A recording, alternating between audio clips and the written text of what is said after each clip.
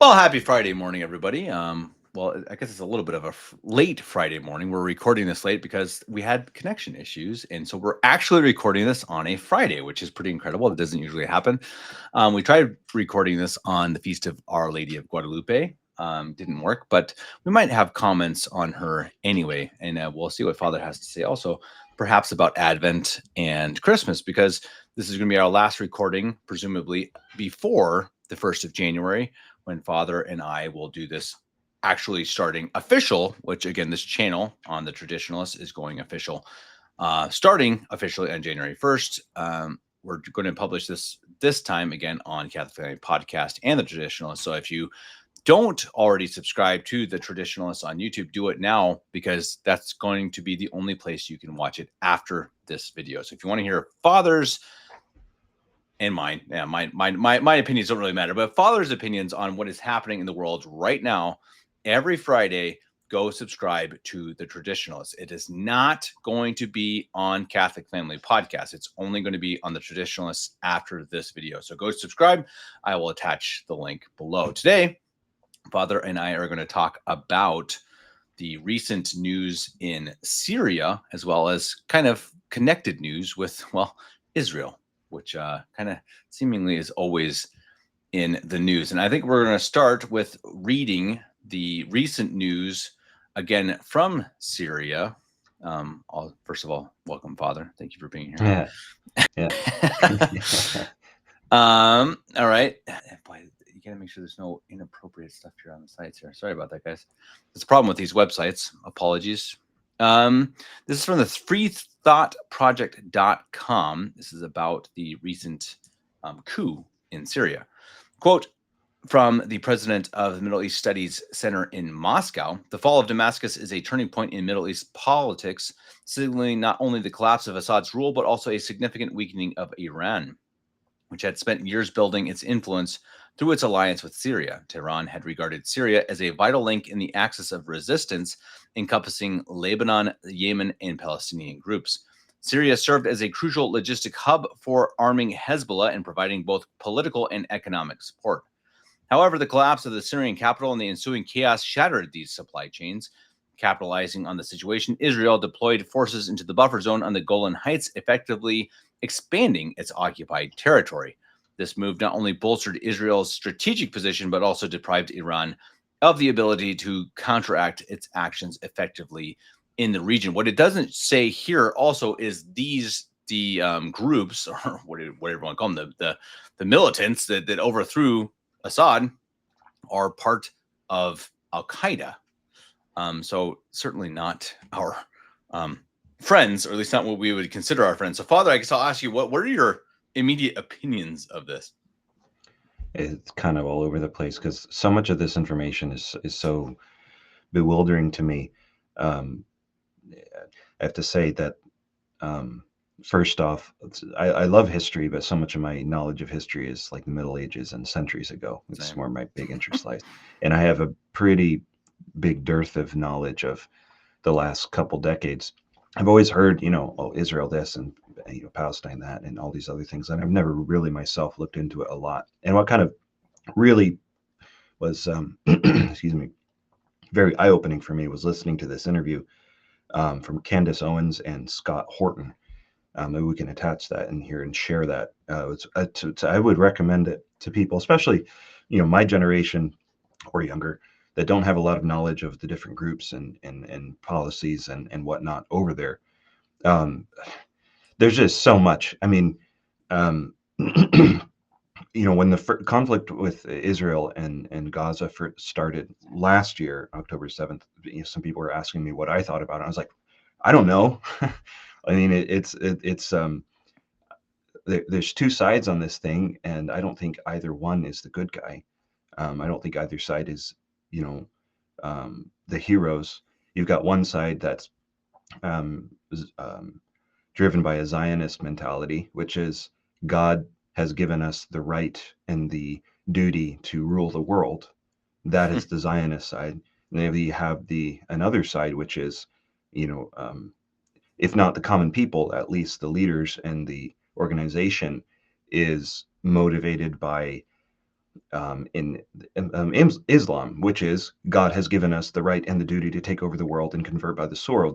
So you have two sides that have false bases that will drive them to do whatever, not having moral principles or guidelines, that it doesn't matter what it takes to accomplish their goal, they will do it.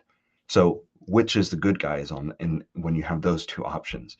Far be it from me to say who the good guys are, the bad guys are, but I can definitely say who is, I think, a bad guy in this, and that is the U.S. government involvement over there.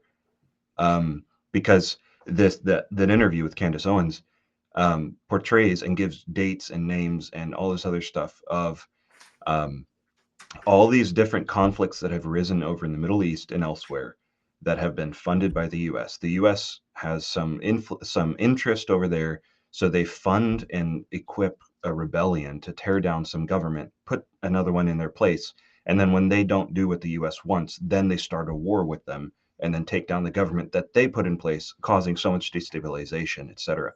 It's unbelievable and overwhelming, just how many problems that have been caused by our government. Well, and they've done that, establishment. Father, since what, the 1950s? 40s. I mean, they've done it in South America. They've done it in the Middle East. They've done it. I mean, a very famous Some would one argue even earlier, but yeah, I agree. Yeah, I mean, I personally think, and I've said this many times, I think a lot of the issues, the U.S. kind of lost its soul, if that's the correct word, during the World War, when it dropped the atomic bombs. Now, I think it had its issues before. I think it did many things that were not, maybe moral, but that's when I think they really said, okay, we don't care. We're gonna kill millions of people or thousands of people, whatever, but willing to kill millions if we need to, because we want to show the whole world that we are the power. We have the power to kill everybody. That's just, it's so immoral. It's really unbelievable. And it's an amazing thing that I'm sure you would agree, Father, that most people in America don't really consider that as a great evil, which is pretty shocking. And I hope most Catholics at least really see the evil in that. Now, I think you would also agree with me, Father, that we do need to be patriots. We do need to love our country, but it does not mean loving what our country has done. Now, you look at Libya, they overthrew Gaddafi.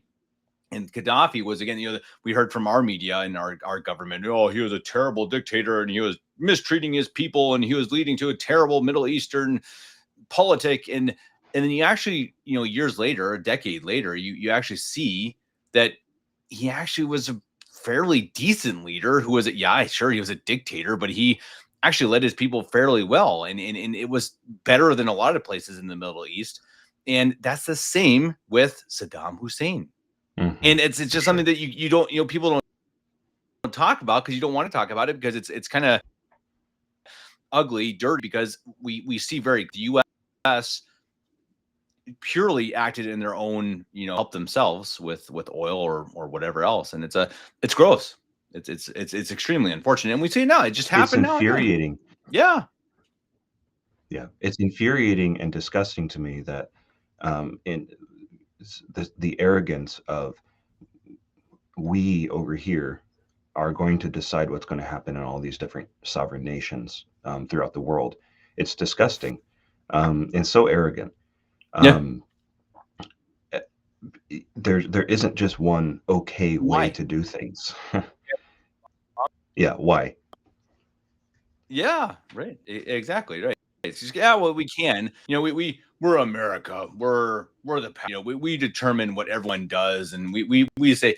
But I tell you, Father, it's something that I'm sure, again, many people have started to realize that the oil dollar, the oil money is going away from the dollar. So it's no longer going to be the dollar. It's going to go with BRICS, a lot of it. So Saudi Arabia, Brazil, Russia, India, and several others have joined together to make it so that the oil is sold under a different currency. That's going to take away a lot of the American power, and it's going to destroy our economy. And it's coming in the next few years. And it actually that's one of my theories. That's why Biden, or the Democrats, let Trump win, because they know that's going to happen. And they thought, okay, well, fine, him win, and he's going to take that. He's going to have to eat it. He's going to have to see that, that this is going to happen to him. Exactly. He's going to have to take care of it. He's going to see okay, yeah, sure, we'll let him take it all on his shoulders, and I think that's going to happen in the next 4 years. It's going to be unfortunate, but it's coming, and it's the recompense of decades of war and war, etc., for the sake of oil and money. And it is, as you say, Father, it's disgusting. Yeah, and it's quite naive to think that there's not going to be a price to pay for the horrible economic decisions and moral decisions of the past decades. And while we like to be hopeful, I know that there's people that aren't hopeful. We like to be hopeful and say, it's going to be okay. We're going to get through it, or that maybe some things will get better. It doesn't mean that we're naive to the fact that there is going to come a crash. I mean, one example is Charlie Kirk shared this on Twitter. Or no, it wasn't Charlie Kirk. It was someone else. Shared that they're doing some investigation in government funds and where they're going. $15 million every year, or at least last year, whatever. $15 million has been sent to Afghanistan to teach carpet weaving. $15 million of taxpayers' money, U.S. citizens' money. How many families have been impacted by that? How many families wouldn't have had to overwork themselves or destroy their family time or whatever, mess things up because carpet weaving in Afghanistan? Now, probably that's not what it's actually being used for. Right. Probably it's Exactly. probably going into Exactly. some politician's pocket, but it's still being allocated as, we need to use U.S. taxpayers' dollars for this. Well, I mean, that's but just that's it, one Father. small example. Exactly. Nancy Pelosi, who has, I think, what is it, the normal salary of a member of I was going to say House of Parliament. Representatives. House of Representatives. Thank you. Yep. It's something. I think it's something like 500,000. It's certainly less than $1 million. Certainly. I don't remember 300,000, 500,000. Something. It's a good amount, but it's not insane. It's not a basketball player salary. It's okay.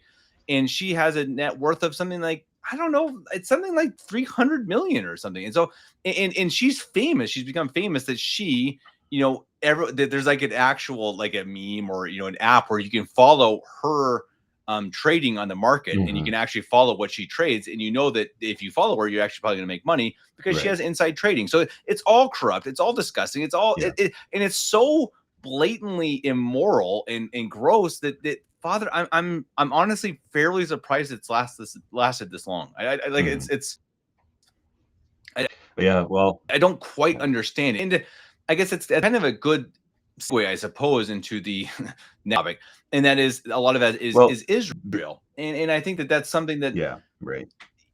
What on earth is our thing with Israel now?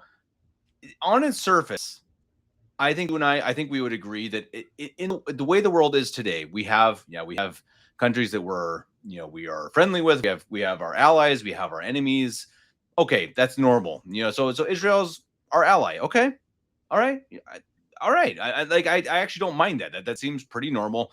They're a Western world type government in the Middle East. Why are we sending them like billions every year? Why? Yeah. Why? Why are we doing this? And then you connect that to this story that, Father, I know you shared with me about the bombing or the attack of the USS Liberty back in the 1960s. Yeah. There's some weird stuff with Israel, Father. I mean, like, really weird. And I know people are going to say, "Oh, this is a conspiracy channel." Guys, look it up yourselves. Go look up Israel in the last 80 years. It's really strange. Yeah, it's obvious that they have a lot of levers of power in controlling narratives and how things are going. And look, this is something that you always have to preface it if you're doing anything publicly. We're not anti-Semitic. We don't hate people. No. Anybody. We don't hate races. We're Catholic. That goes against our religion, and it's detestable. But there are people, individuals, that wield power in an immoral and reprehensible way, and that's what we have a problem with. And we see that in the leaders in our leaders. It's not, we don't just blame Israel. We blame our own. We bash them all the time. Anybody that deserves to be bashed should be bashed. I'm pro bashing, but in the right way. Certain things need to be pointed out. But with Israel, it's just, oh my goodness. It's just the story that I sent to you was about the USS Liberty. And I had never really heard about this story before. I remember hearing little bits and pieces of it. But again, Candace Owens. I was on the road for quite a few hours the other day, most of the day, and so I was listening to a lot of different things. And this story on from Candace Owens, this interview, it's of a vet, a man that was on the USS Liberty when it was attacked by Israel. It wasn't a mistake. They knew exactly who they're doing. They were marked. They had technology. It's not like this is the Stone Ages when they couldn't see or didn't know who they were shooting at. They absolutely knew. And there were a lot of people killed. There were 34 crew members killed, Yeah. 171 injured. I mean, they dropped napalm on them. They shot Let me pull that up, Father. Let me show this video on yeah, Candace Owens, because this guy gives a good brief here in this video, a brief description. What happened on June 8th? The attack began. What's the first thing you remember? All hands get to your general quarter stations. We're under attack. We're under attack. Anything that moved aboard that ship, they were shot at. They took out all of our antennas within 3 seconds. Our 450 caliber machine guns were gone, dropping napalm on us. 25 minutes of that, you can't imagine. Every second was like an hour. There was nowhere to hide, nowhere to run. And we saw the torpedo boats coming. We thought, the Star of David, oh, good. Because these were unmarked jet aircraft. We didn't know who was attacking us. We thought it was the Arabs. And then we saw the torpedo boats, and the Star of David. Oh man, here's our best friends who are going to come help us. No, they come to sink us. They fired 5 torpedoes at us. LBJ gets on the phone, and his exact words were, "I don't give a GD if all those sailors die. I'm not going to embarrass my ally Israel." Now, how did he know that if we didn't know it? Who was attacking us? It was set up by our own government to die. Take me through. It's so bizarre. I mean, it's so bizarre. Like, you can't even. I don't even understand it, really. I mean, in LBJ, I think he's one of the most immoral, horrible presidents in our history. Absolutely. I think he killed JFK. I mean, so I don't hide my disdain of LBJ. And President Took's brother, President DM. Exactly. Good point. Exactly. And that was done. Yeah, right. Exactly. It was done technically under JFK, but it was done absolutely by the CIA. With the aid of LBJ and the government. And he said we did it. Yeah, exactly. And again, there's so much, and I guess what you can learn. There's not much you can learn from this. Honestly, the Liberty, I think there's a lot we don't know. Even if you Wikipedia, it's kind of like, a U.S. ship was attacked by Israel, and that's where's the repercussions? Why? Yeah. Why? And why wasn't there any country? How is it that there isn't more information about this available or widely known or accountability? Here's the thing. No problem having an ally over there. Like, it would be great to have an ally with every country. It's not going to happen, but it would be great if we could be allies. But an ally doesn't control you and tell you what you can and can't do. That is not an ally. That's an adversary. That's a bully. And so, again, I don't know a whole lot about all this stuff, but you look at these different facts and different events that have happened. But an ally is someone who you reciprocate assistance to. It's like a friend, obviously. And if you have a friend that's always beating you up or making demands or blackmailing you, that's not a friend. And with a country that does this, that manipulates you and controls your politicians or whatever, how is that considered an ally? Well, right. And it's like, so it's our friend. So imagine, right, exactly. So you have a friend, let's say you're in high school, and you have a friend who goes around and he goes and just starts punching other kids. He starts bullying other kids, beating them up, like beating the heck out of them.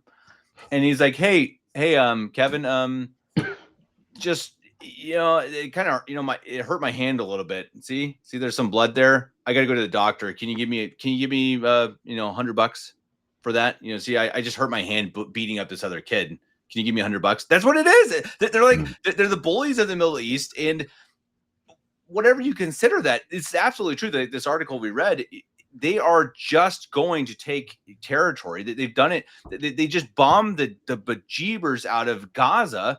Why?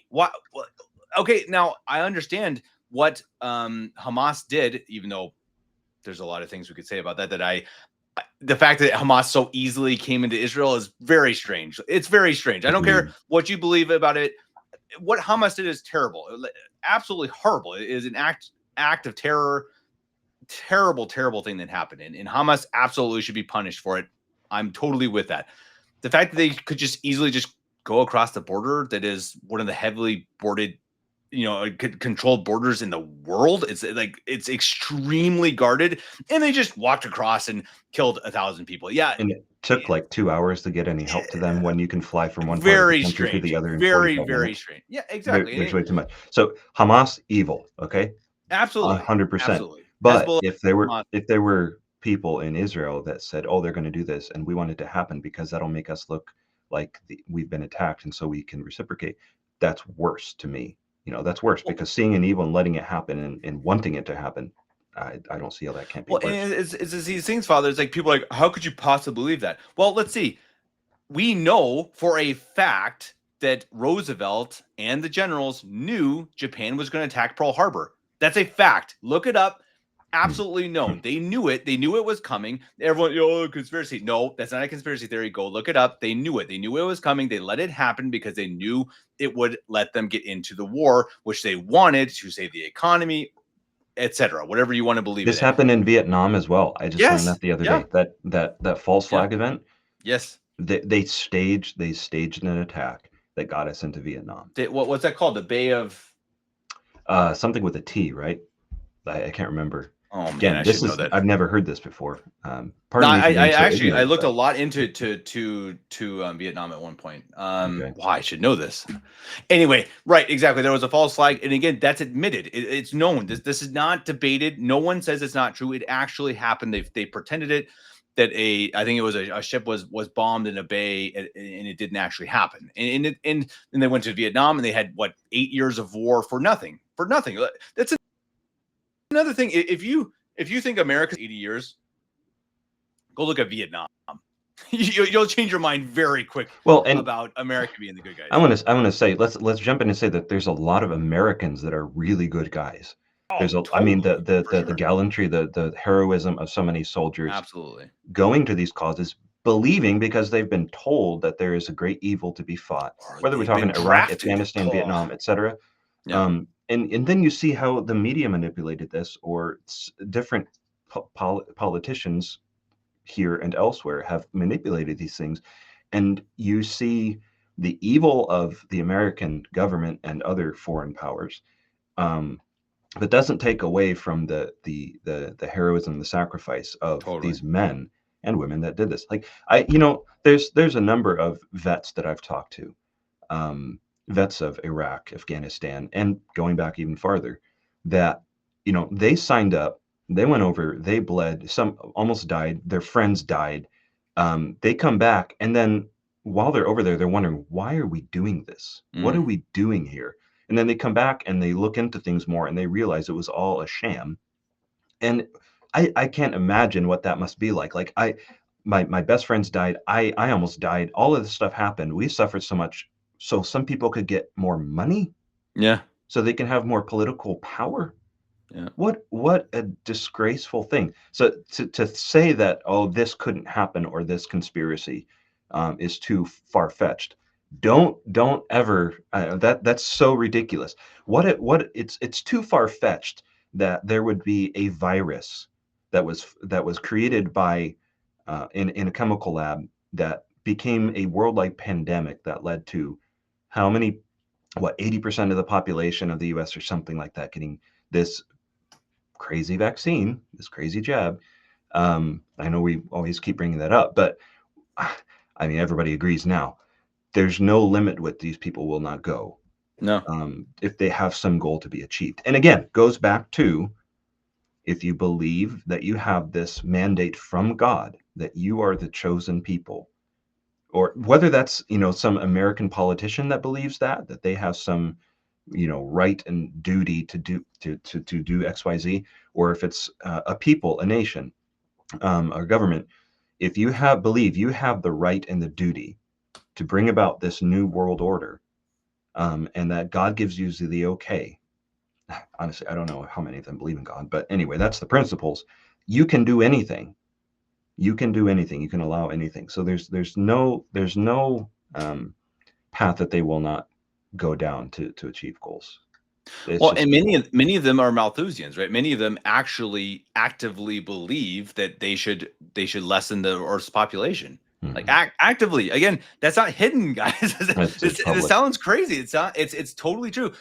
You can look at that. Look at if you Google Bill Gates Malthusian or Mhm. Bill Gates population, you'll find plenty of articles from trustworthy sources that say Bill Gates says that the earth has too many people and that he wants to lessen it. These people actually believe it. They If think we that do a they're good job with vaccines, he said. If yes, we do a good yes, job with exactly. vaccines. This is not, guys, we're not making this up. This is absolutely true. Yeah. And I think there's so many of these things that again, like the term conspiracy theory was created to actually again, this is a weirdly true thing. CIA, wasn't it? It was weird. Yeah, it was weirdly true that the CIA created that term to make it so that the normies, the normal people would not believe doubts about the government. It actually came from JFK. So the JFK assassination, they went and the people who killed him, the CIA, which is confirmed by his nephew RFK Jr. and many other people that it was the government, it was the CIA.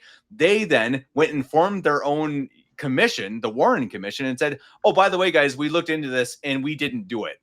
That's literally what it is. That's what it is, Father. Yeah, We right. didn't. By the way, The, guys, we didn't kill him. Just so you know, we looked into ourselves, and no, we didn't do it. we It's so investigated absurd. And ourselves. and then We are they found not guilty.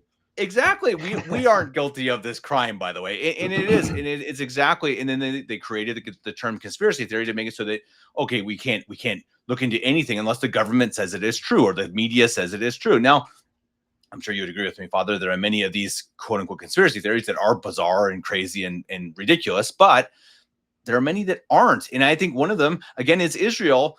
And it's strange, Father. The Zionist plan, it's very strange and it's very bizarre and it's active right now. They are right now.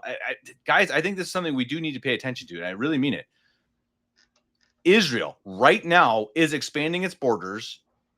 It's growing. They're actively trying to grow, and there are absolutely rumors that they are trying to grow their their power so that they can build a third temple, that they can have the end of the world, that they can be prepared for their savior. Don't forget, they're waiting for their savior, right? That they really believe that they are waiting for their savior, and they believe that in order for that to happen, they need to build a third temple. And what's going to happen for that?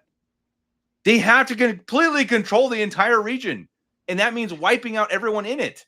That's just the truth of it, and it's a scary fact. And if they're going to do that, they've got to wipe out Iran, they've got to wipe out Palestine, they've got to control the entire region. And look what's happening. Hamas, they pretty much wiped it out. Hezbollah, they killed all the leaders. Iran, they just wiped out Syria, which was a big step in they're doing it, Father. It's pretty wild. It's very interesting. There's so many different levels to this, and some different nuance, and it's hard to make any sweeping universal statements or anything. But when you look at different groups of people, take Muslims for example, Islam. In general, the radicals and stuff are absolutely an enemy to the West, to Western civilization, to Christianity, and that's been going on since it started in the 600s. Yeah. But isn't it interesting? The destruction or the overthrow of Syria or whatever else.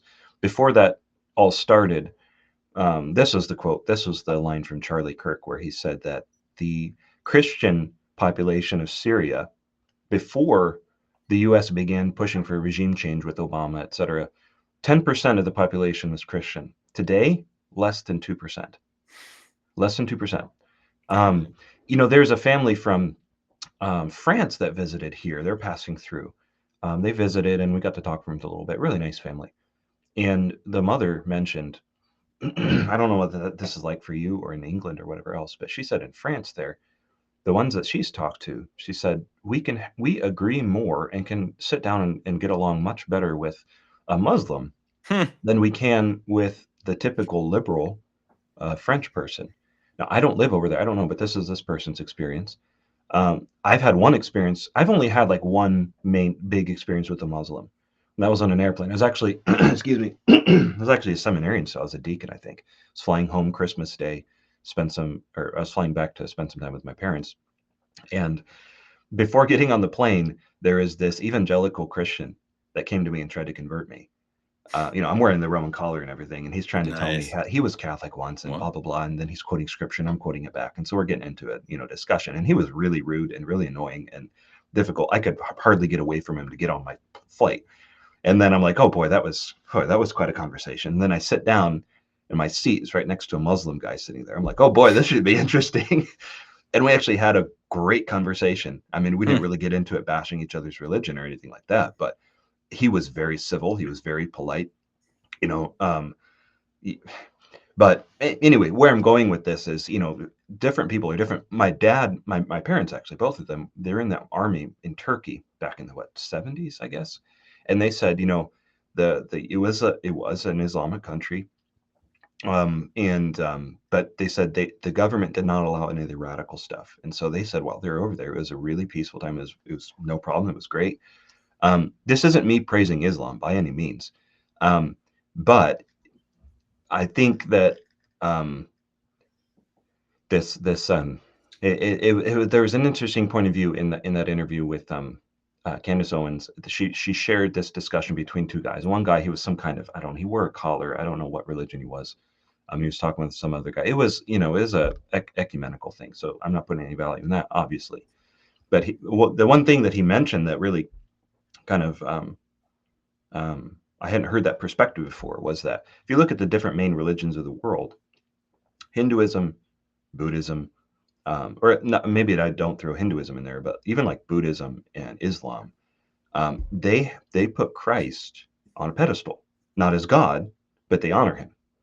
And then he said the main religions at least do that. I'm not saying these religions are a good thing. Obviously not.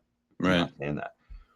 But in comparison to the Talmud and Judaism, the religion there paints Christ as the most vile, horrible being that has ever existed, and is the only religion there that is pointedly anti-Christ.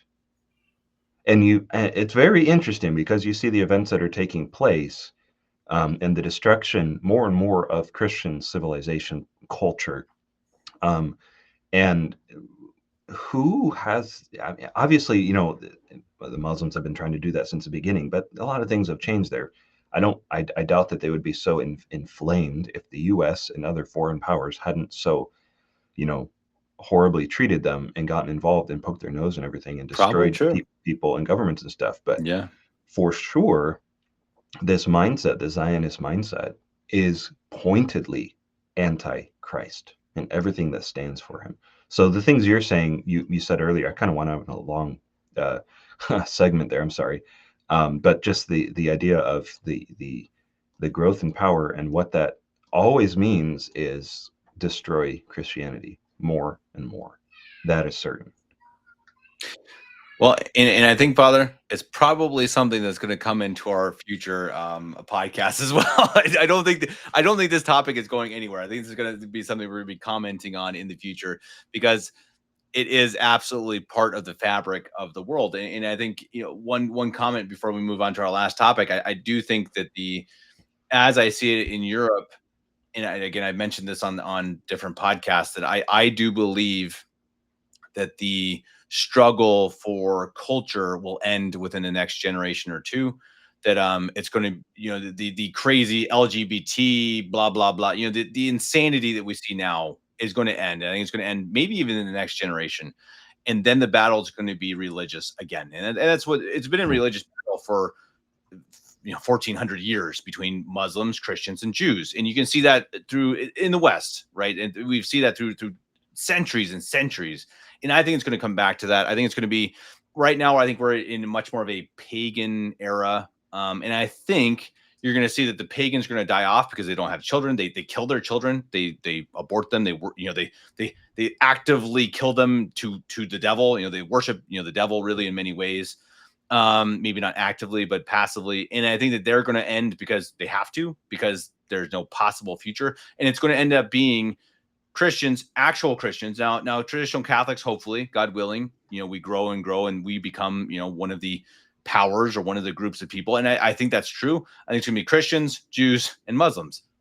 And that's what it's been, right? I'm sure if you studied history at all, you look at the Middle Ages, you look at the time since 600, that's what it has been. It's been the battle between Jews, Muslims, and Christians, and it's going to be the same battle. I really believe it. I think in the next generation or two, that's going to be the same. And I think it's going to be an active battle. And I think it could be sooner rather than later. I don't honestly know. America's not that close to it. Europe is much closer to it.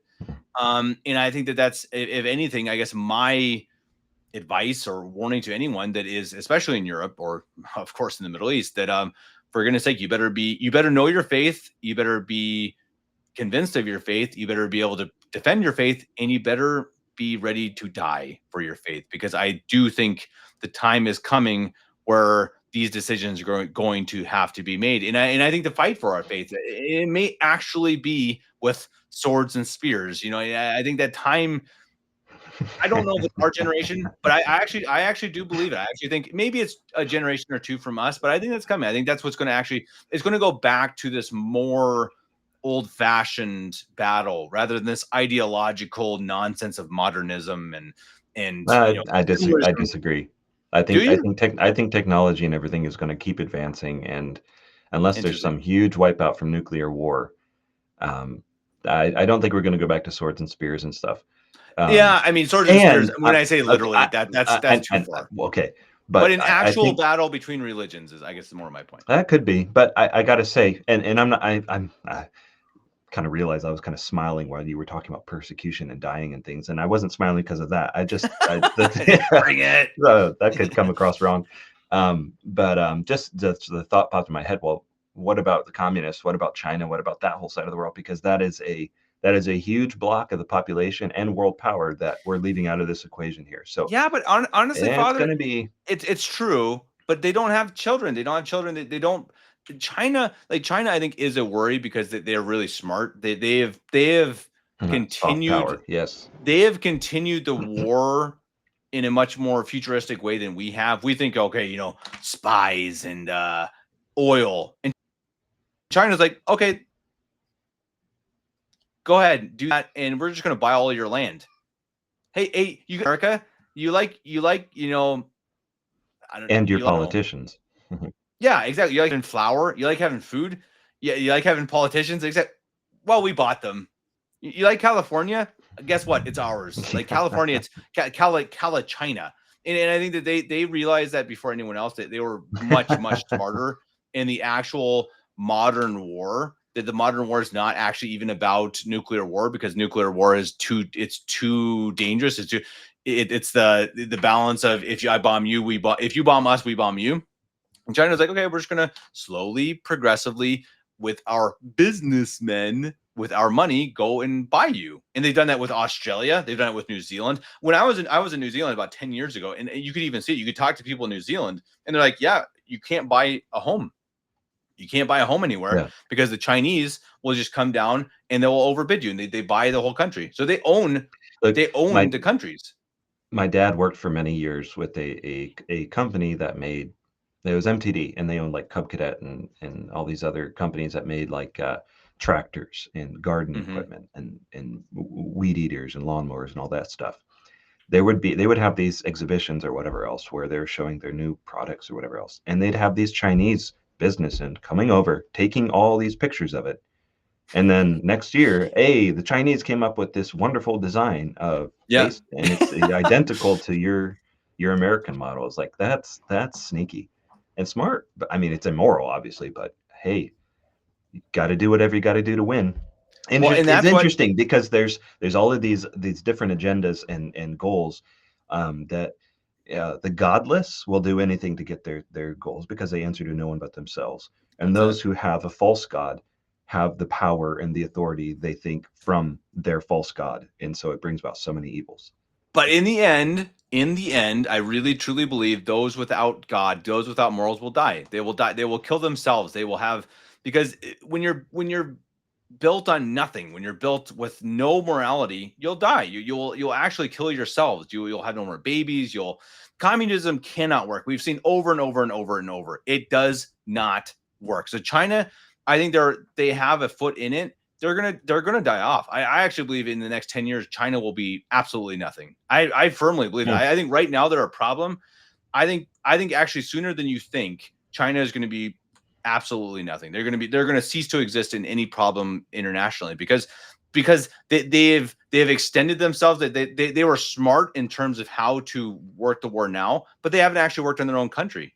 So they're dying. They have no children. They have no future. They don't have immigration. They don't have children. They don't have enough people even to support their own economy. And you can look at it. If you look at the economy of China, it's collapsing right now because they've gone and they've bought all of this stuff and they don't have the people to actually care for it. So when you live in an immoral society, literally a godless society, it will collapse. And that's what I believe. And that's why I think, obviously, we have true God, but I think you have these other societies that have a fake God, a God, they have a morality. It's a false morality. It's an evil morality, but they have the Muslims and the Jews, they have a very direct system of, this is what we're going to do. And I think that's what's going to happen. I think it's going to become the battle for God again, for it's the battle between Allah and God. Yeah. Ultimately, it's going to be a battle to set up this one world ruler, government, all that good stuff. And that's going to be the Antichrist, the false God.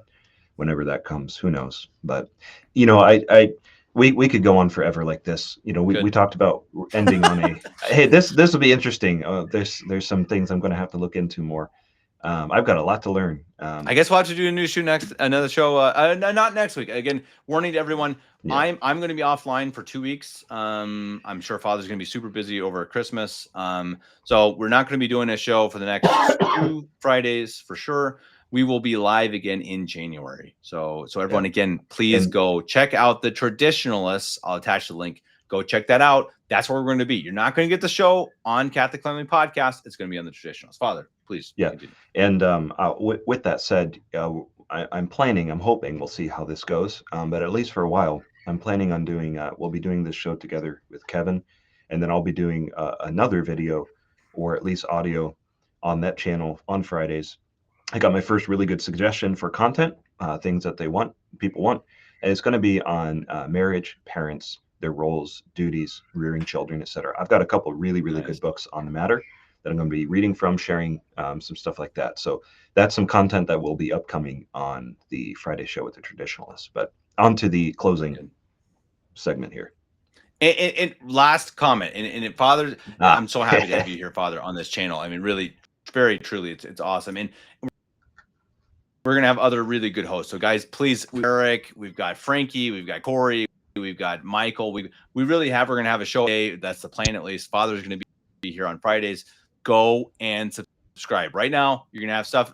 Right now, you'll have trickling of pancakes. January 1st is going to begin. Go subscribe right now. It's going to be in the link, or you can just look it up on YouTube. The Traditionalists. Father, last comment, please. Yeah, so we wanted to end this on a note with Our Lady of Guadalupe, and absolutely, when we celebrated her feast day the other day, and just such a miraculous story, events, not just a story. It's a true story. It's history, and looking in the Tilma, on the Catholic Family Podcast, there your mother did that fantastic video on Our Lady of Guadalupe. So fantastic. If anybody needs a little pick me up, go and listen. Go and watch that. It's fantastic. And we see God's hands in this.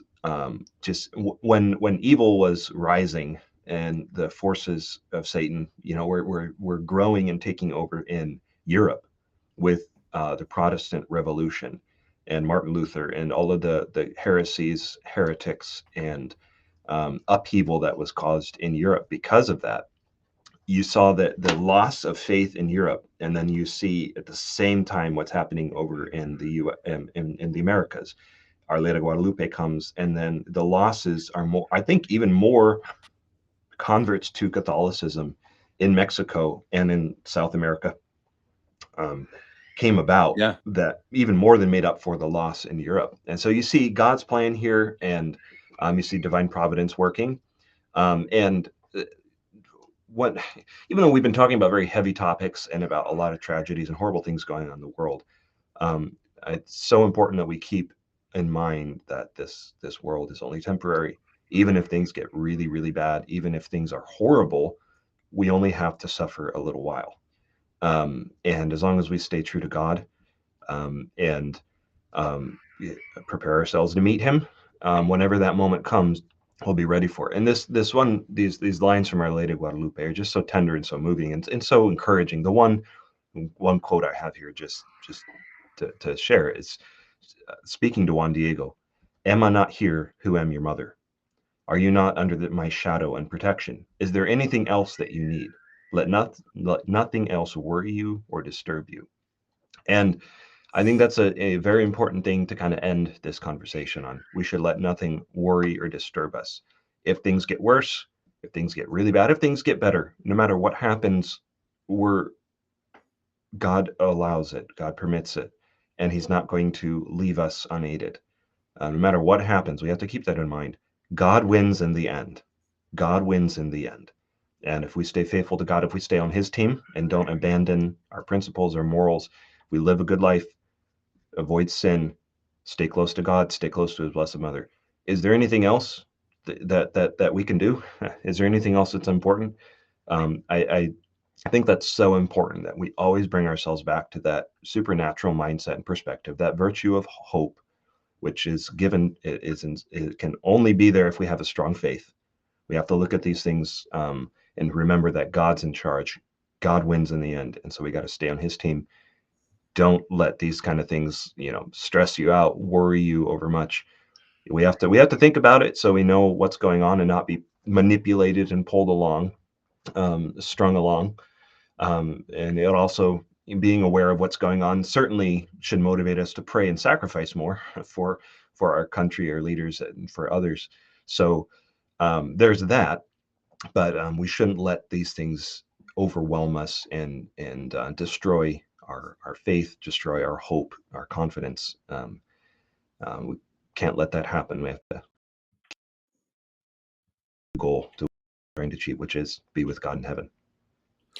Perfect, Father. I think that's perfect. And the only comment I'd add on top of that, which I think you practically said, is that when I should say bash America, I love America. I truly try to be a patriot, even though I don't live there. I try to be a patriot, and the difference is we can admit what our country has done wrong, but we love what it should be, what we want it to be, what we need it to be. That's our goal. That's what we should fight for, and to never give up for that as well. So of course, first of all, our souls, our family souls, and then our society, and then our country. And I think that to never forget that we need to fight for that, even though it has been, in general, a very evil country for the last minutes. But if Pius XII said, I need to get that quote, but if we don't do it, if we don't fight for it, if we don't try to progress with our country and turn it into a country that loves God and treats him as the king, who will?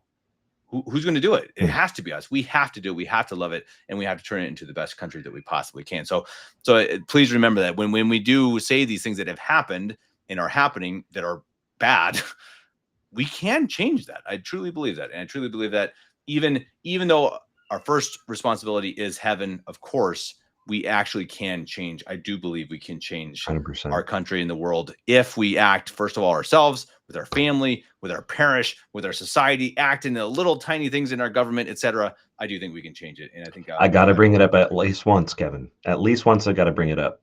Just remember the Roman Empire.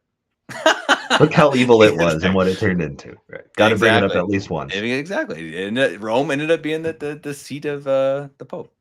Amen. Father, I really appreciate it. It was a lot of fun. We hope everyone enjoyed it.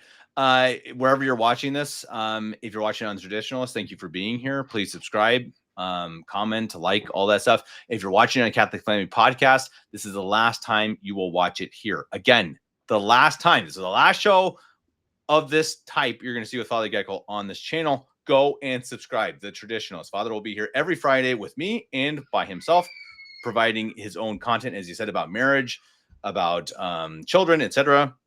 There's gonna be a lot of really good stuff. So go check it out. Go subscribe. Be ready for new content, especially coming January 1st. So subscribe here, Catholic Family Podcast, or here on the Traditionalist. We'll see you guys in January. And speaking for myself, if you're on the Traditionalists, we'll see you in January. And I wish you all a very blessed and happy Christmas, Advent, and a New Year. We'll see you all on January 1st. Father Geckle, we'll see you as well. I don't know what day Friday is in the new year, but we'll see you then. Father, Till then, God bless you. Adios. Nice. Ooh, boy, longer than I expected. Oh, whoops. It's always Are we gonna still be. going?